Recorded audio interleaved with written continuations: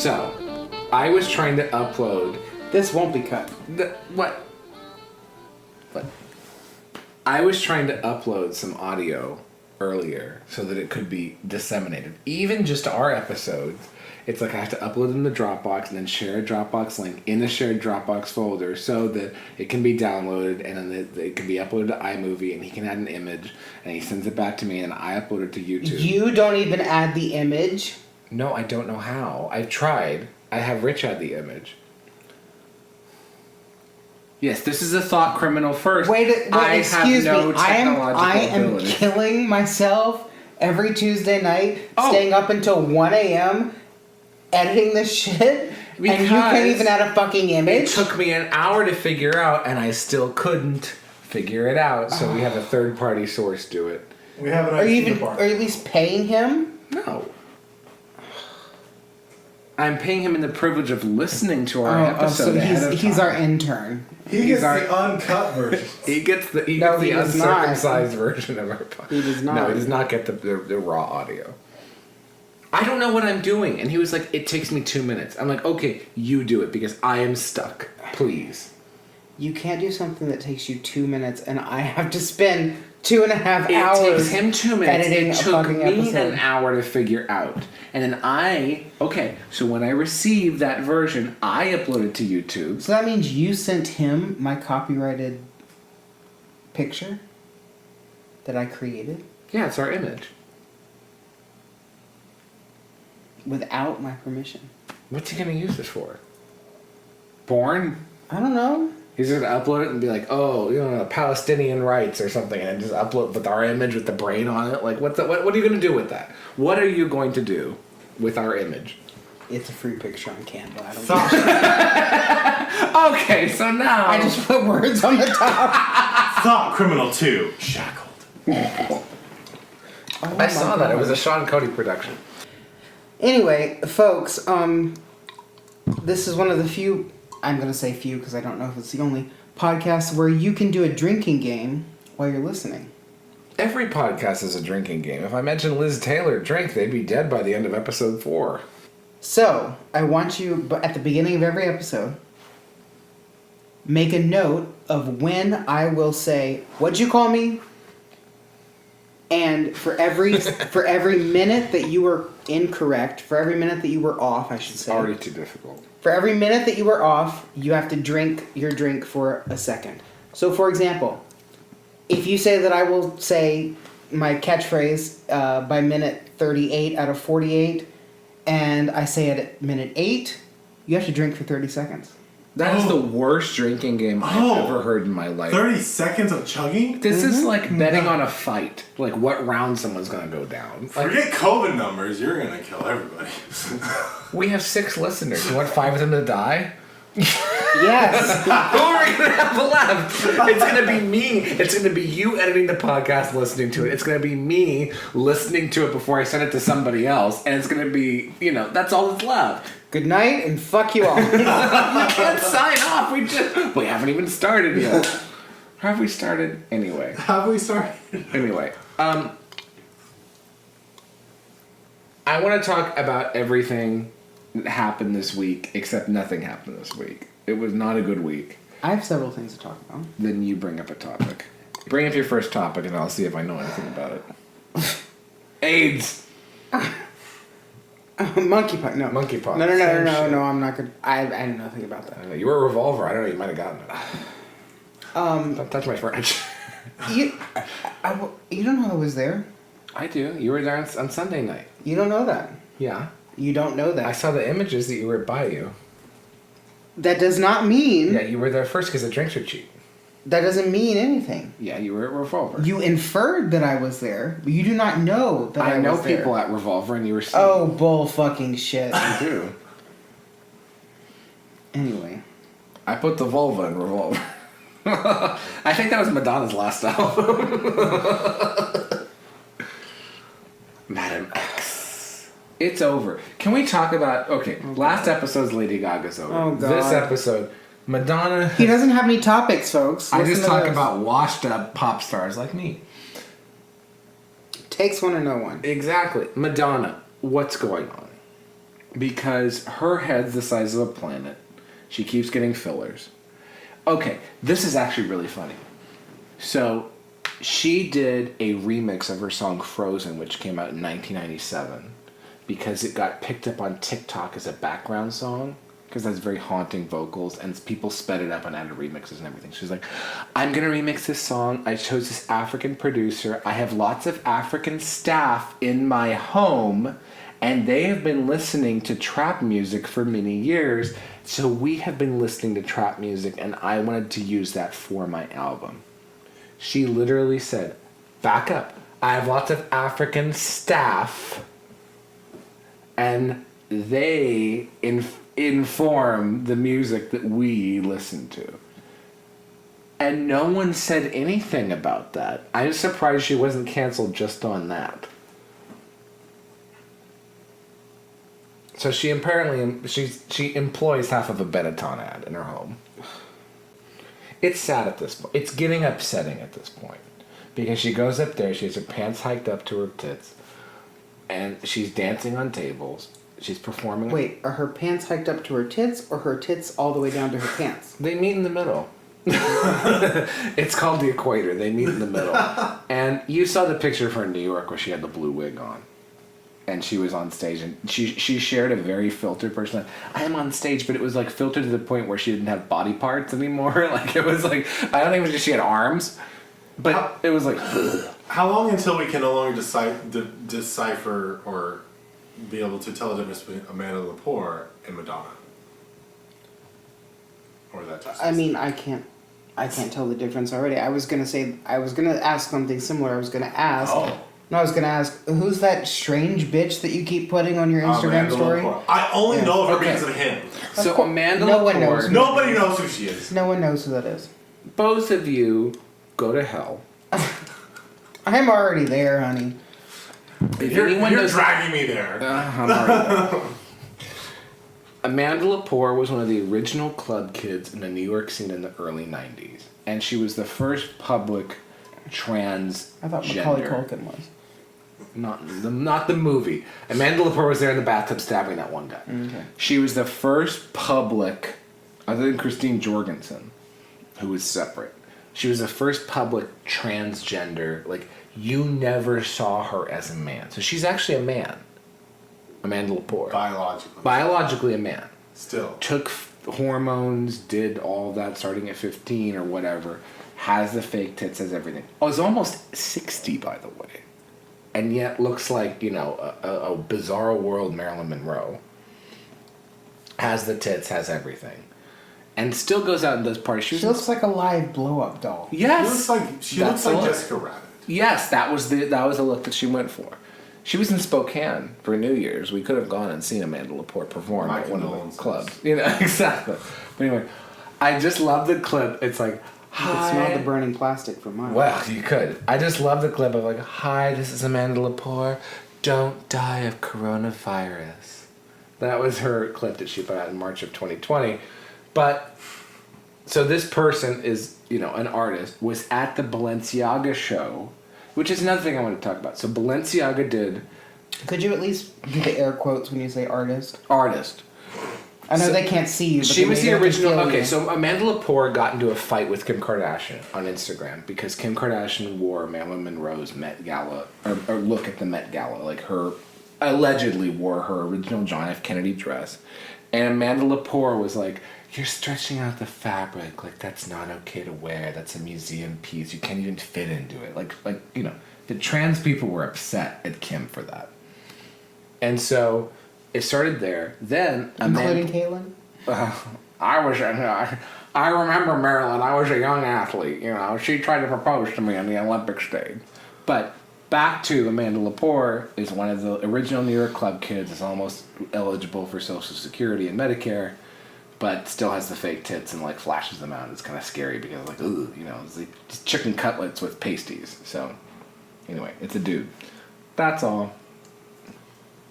So when we were in Vegas, there's a Christian Louboutin store every 5 fucking feet in Las Vegas, and I showed Kyle in the window are your shoes. So I'm gonna just say it.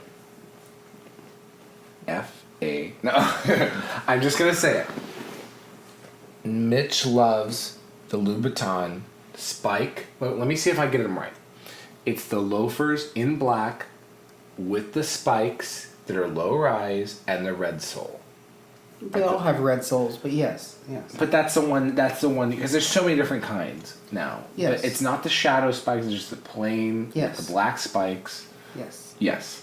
I'm plain bitch. But they look. Here's the thing: you could wear a suit and wear those, and it's a cool accessory.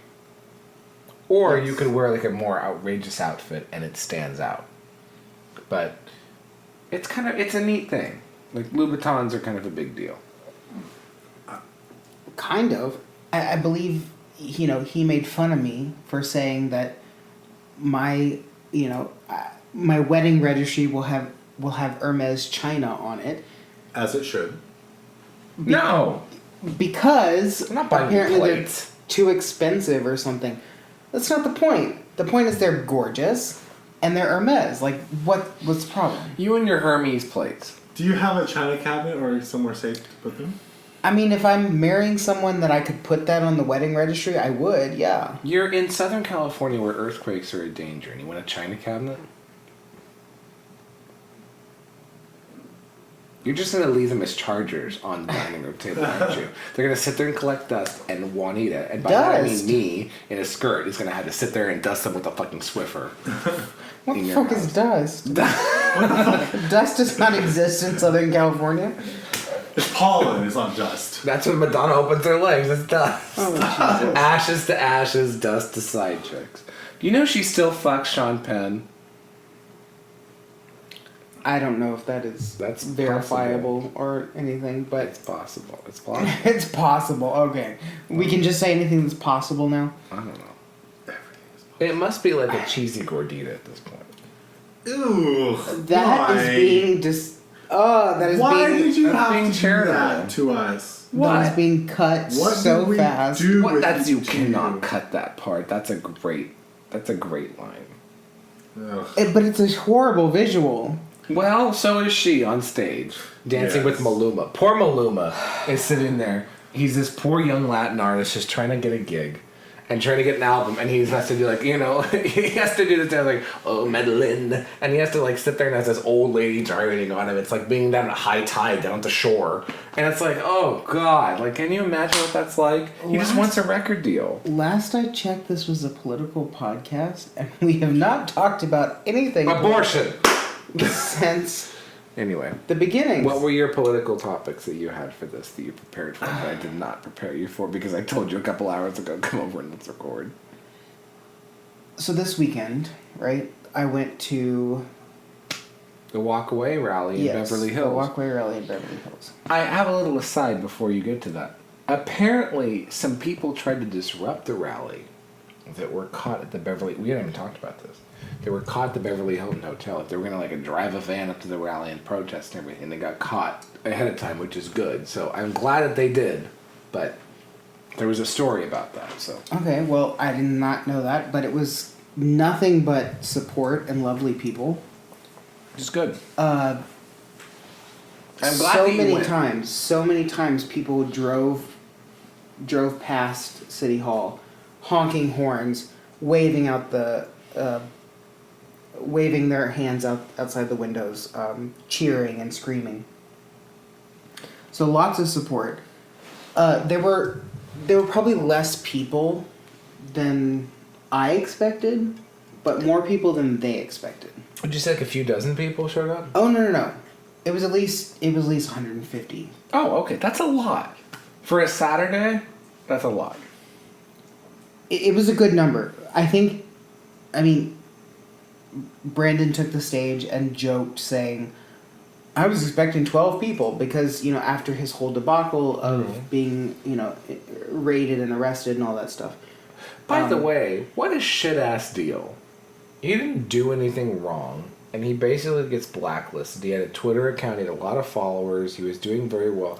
He had more followers than a lot of people that we know, and it was just like he got disappeared. And there were a few people from that period of time in 2021 that got disappeared that have not returned to social media. You don't even know where they are now. Like they've gone into hiding, basically. That's an odd thing in American society. So it's good for him to come back. Well, the thing is, his was a grassroots movement of real people. He was the first of thousands of people who said, I was liberal, now I'm not, here's why. And gave their walkaway testimonial. So which in a healthy society should be celebrated, or at least, at most be celebrated, at least be something that is just runs under the radar. The fact that you get targeted for that means this is not a healthy society. You're just like, I'm changing how I look at things. It's incredibly... for him, you know, he says it's incredibly humbling and all of this, but it's impressive, right? It's impressive that one person telling a story could then infect other people telling their stories. Right. And it wasn't a flashy come join me, right? It could have been like, come join me, pay money. It grew very organically, and so I have to give him that. The come he join grew me something pay, right. organically. The come join me, pay monies fizzle out at some point, but he built something where it was just like, look, this is what I went through. This is my story, and you know, and I want to share it. If other people think like me, let's come together. It's a very American story. So I sat there with him. Well, I'm getting ahead of myself. I went to the rally. Great, amazing speakers. Met some wonderful people. Who'd you meet there? I met Belissa Cohen, who is a striking woman. She's a little bit older, but she has beautiful red hair. When she was there on Saturday, she was wearing a lovely hat, and she had her business associate with her. But she is a self-professed LGB activist. Lesbian, gay, Bisexual. bay. LGB activist. And she has been part of a semi-viral video going around Twitter and Instagram and TikTok and all of those social media platforms, where she is disavowing the TQ plus, from the movement, saying they can have their own movement. There's something there's something completely different. Those people are very different from LGB, right? Well, and just even definition-wise. TQ plus, she said, and I quote, those are basically straight people figuring their shit out. Well, it's true. LGB is based on sexuality. TQ is gender identity. Right. That's very different. Right. So she's basically saying, divorce the two, they're two different groups, they should not be lumped together. And she got a lot of hate and flack for saying that. So she was there at the Walkaway movement, at the Walkaway rally. I tweeted, like a week before, her video talking to some activist who basically, after he questioned her, said, oh, she's committed a hate crime but just by talking to me. Some bullshit. I retweeted that video saying, I want to have drinks with that woman. So I'm at the rally and I'm like, this woman looks familiar. Where do I know this woman from?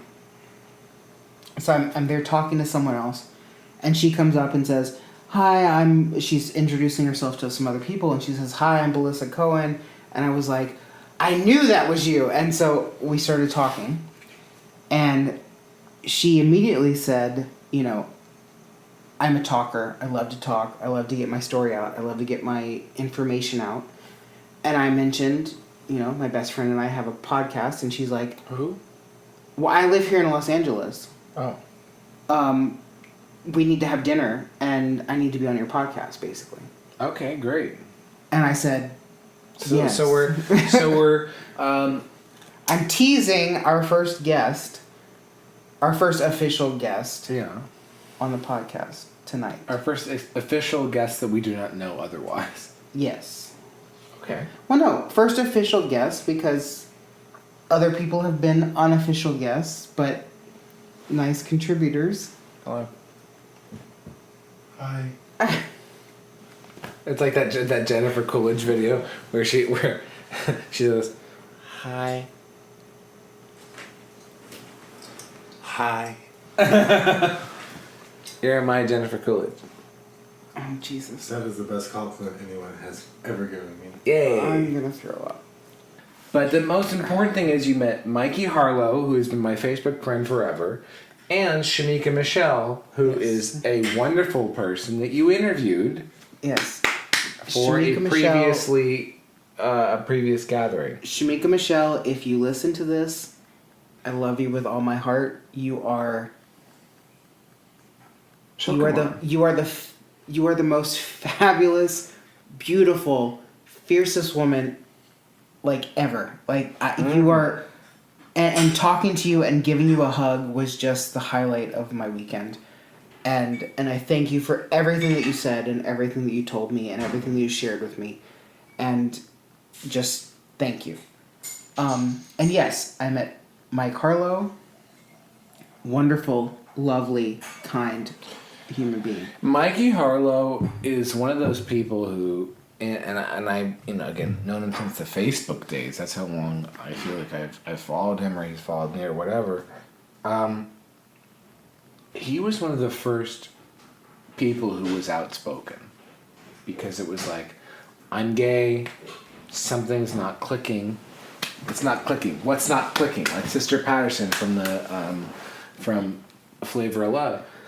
He was one of the first people like that, and I have to give him a lot of credit for stepping out and saying something, because it was not I'm going to build a career based off of this. I'm not going to make $5,000 a month based off of this. At great personal risk, he stepped out and said, "This is what I believe." So I have to, Well, I guess all I have to say is good night and fuck you all.